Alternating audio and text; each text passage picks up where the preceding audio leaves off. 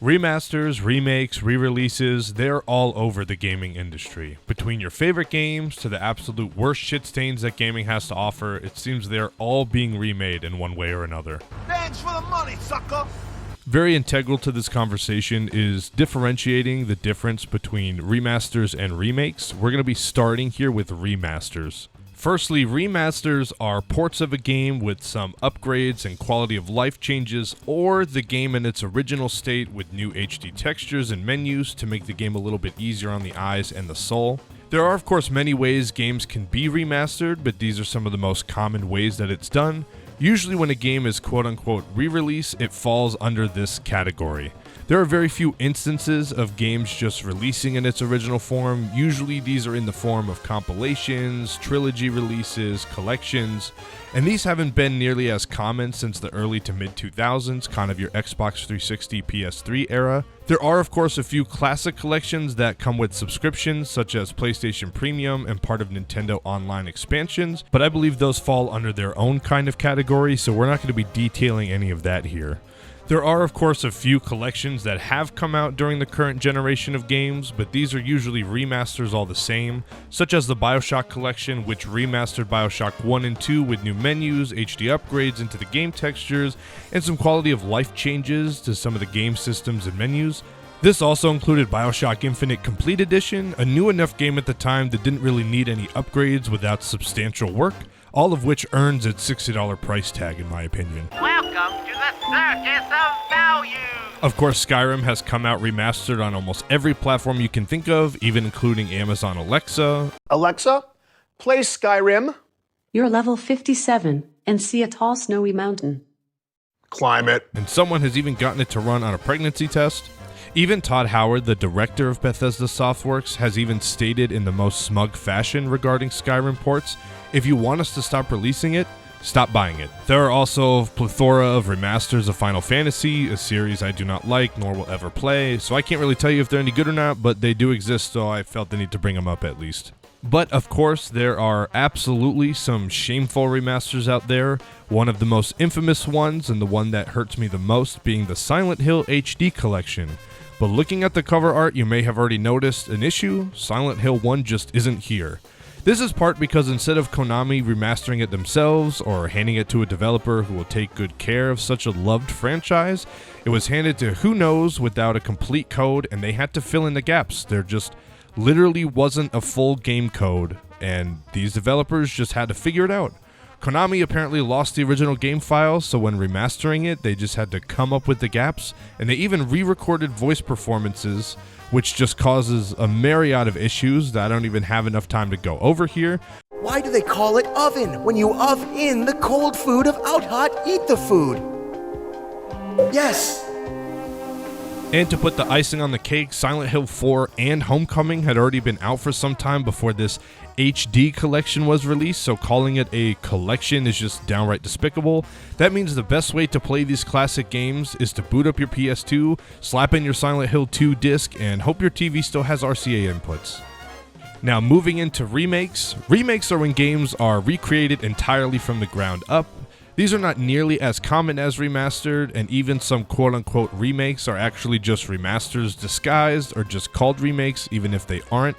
A great example of a remake is the Shadow of the Colossus remake, a PS2 game recreated in its entirety for PS4 after The Last Guardian game, a supposed prequel to Shadow of the Colossus, got popular for its similarity to the PS2 style. I have not played it through entirely, but the time I have spent with it really shows the love and dedication to recreating the first game, and it plays and runs flawlessly. There are also remakes such as Tony Hawk's Pro Skater 1 and 2, as well as Oddworld New and Tasty, which just take the original game and either remake it exactly how it was, or rehaul it from the ground up with new gameplay and play styles better suited for today's consoles and abilities. These are the least controversial of the bunch, being as they're essentially just the original game but recreated. There was an incredible remake of Mafia 1, a very boring PS2 game that somehow sold enough to warrant an incredible sequel, Mafia 2. The Mafia 1 remake was an incredible change of pace in fixing many of the narrative issues the original had, while providing us with incredible gameplay and visual upgrades that I assume will be utilized for the eventual Mafia 4 game. This did unfortunately come with the remaster of Mafia 2, which caused way more problems than fixed and even removed the physics engine that was part of Mafia 2's release. Now that remasters and remakes have been around for a while, there seems to be a new suite of remake reboots such as the Call of Duty Modern Warfare franchise, which saw brand new life in 2019. As these share the exact same name as the originals and are very close to the same story, these blur that line between remake and reboot. This also makes looking the games up a huge bitch, and with Modern Warfare 2 right around the corner, we'll see what else they have to offer, but these are far from the first to do this. Other franchises such as Doom, Tomb Raider, Wolfenstein, and even God of War have followed this same path when rebooting themselves using the same name of its original conception.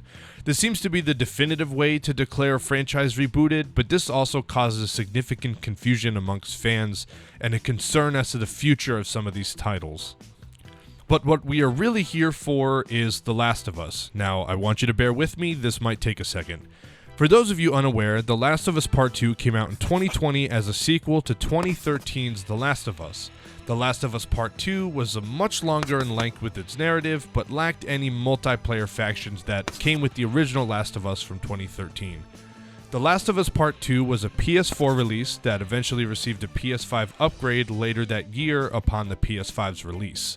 The Last of Us 2013 received a remastered version in 2014 after the release of the PlayStation 4, as it was originally a PS3 game, an incredible looking one at that. This remaster was just an HD upgrade for the new HD capable console, as well as coming with 2 multiplayer map packs as well as the Left Behind campaign DLC.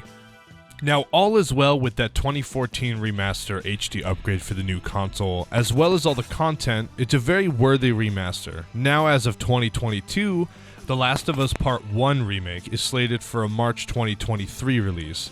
This will be a complete remake of the first game, a game that still plays and looks incredible, mind you, for a full $70. The game will not have multiplayer, it will not utilize any of the combat or AI from Part 2, and it will not be a PS5 exclusive, meaning it will not have any PS5 specific features. Naughty Dog has even indicated that there is a plan to have a standalone version of The Last of Us's multiplayer at some point in the future, and that Part 1 is planned to have a PC release in the future as well. This means there will more than likely be another cost associated with the multiplayer, and that there will be another $70 down the line for a PC port as well. I can understand and accept that they are remaking a Part 1, although I do think it is pointless. I can understand it, but to charge full price for a game that lacks much of which the original came with, while also failing to update or upgrade the combat, AI, or gameplay seems to be an absolute cash grab corporate decision. Especially for a game that just about to be 10 years old and has already had a remastered version available for PS4, making it playable on PS5 as well. If you can still play a game in its native or remastered state on your current console, I don't believe it's old enough to warrant a remake or a remaster.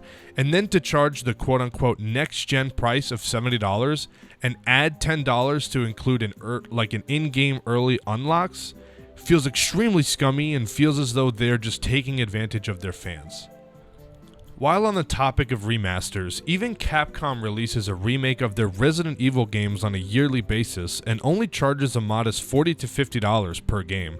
And these are games rebuilt from the ground up in their brand new engine, releasing every year, all while still working and releasing new games such as Resident Evil 8 that came out in 2021, and apparently Resident Evil 9 that's currently in the works.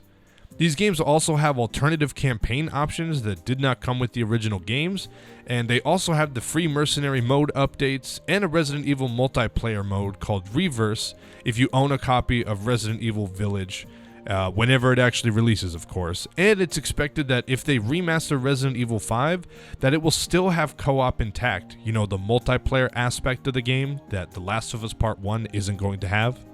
The Last of Us Part 1 does actually come out today, September 2nd, Friday. I did pre-order it. I will be picking it up today. I'm probably going to play some of it on stream, but I am going to play through it in its entirety and make a video on it, whether it be a review or just, looking back at it.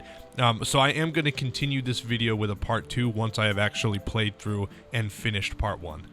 Thank you guys so much for watching. Definitely keep an eye out for more videos and streams. I am going to have a video coming out every week, usually on Wednesdays, sometimes not. Today's a good example of it not coming out on Wednesday. And I will stream at least once a week as well. That might differ, but Wednesday is the plan. Thank you guys so much for watching again. Hit the subscribe button if you want to see more by me. Hit the like button if you liked the video, and definitely comment and let me know what you think about this entire weird reboot, remake, remaster ordeal, because I'm really curious to know how people feel about it. I'm still kind of weirdly on the edge about it, whether I like them or not. Some of them are great, some of them aren't, so it's just kind of as a per basis. But thank you guys again so much.